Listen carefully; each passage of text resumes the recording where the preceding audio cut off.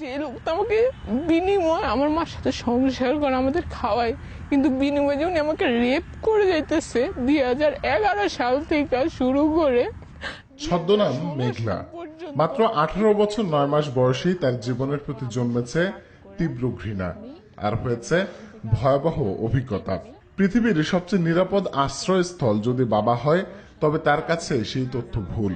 কারণ সৎ বাবার দ্বারা টানা 7 বছর ধর্ষণের শিকার হয়েছে সে। যে সবাই তো জানবে যে তোমার জামাই আমার সাথে কি হইতেছে, এগুলো তো কেউ বিলিভ করবে না, কখনো কেউ বিলিভ করবে না যে তার মাকে বিয়ে করে মেয়েকে রেপ করে, এটা কেউ বিলিভ করবে না। এই জন্য আমার মা সবসময় লোককে সাপোর্ট করে। শুধু তাই নয়, মাত্র 15 বছর বয়সে তাকে মিথ্যা অপারেশনের নাম করে গর্ভপাত করানো হয়।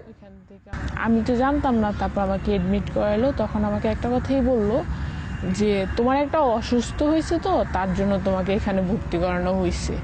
ওই হসপিটালে আমাকে অপারেশন করা, তারপর ওই যে ডাক্তার অপারেশন করায় ওনার সাথে আবার মান্নানের পরিচয় আছে। অনেক আকুতি মিনতি করে আত্মীয় স্বজনদের বলে, এমনকি নিজের ঘরের ছিটকিনি দিয়েও বাঁচবার চেষ্টা করেছে মেঘলা, কিন্তু তাতেও কোনো লাভ হয়নি। সবাই সবকিছু বলছি, সবার কাছে বলতে বলতে বলতে কেউ আমার সাহায্য করে না, কেউই না। যখন আর আমি পারতেছিলাম না, তখন আমি ওনাদের কাছে গেছি, আমি মামলা করছি। এখন আমি ওই লোকের শাস্তি চাই, এরকম যে তার কোনো মেয়ের সাথে কিছুই না হয়। মেঘলার পাশে দাঁড়ায় মানবাধিকার সংস্থা জাস্টিস ফর উইমেন। মামলার পর থেকেই পলাতক মেঘলার বাবা মা।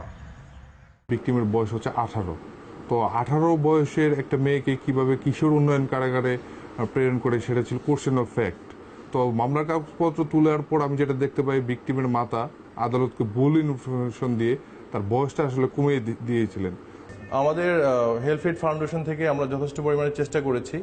তো এখন সেইখান থেকে বের হয়ে কোথায় যাবে, কার কাছে যাবে? তার মেন্টালি সাপোর্টের দরকার আছে, তার পড়াশোনার দরকার আছে, তার ভালোভাবে সুস্থভাবে বাঁচার দরকার আছে।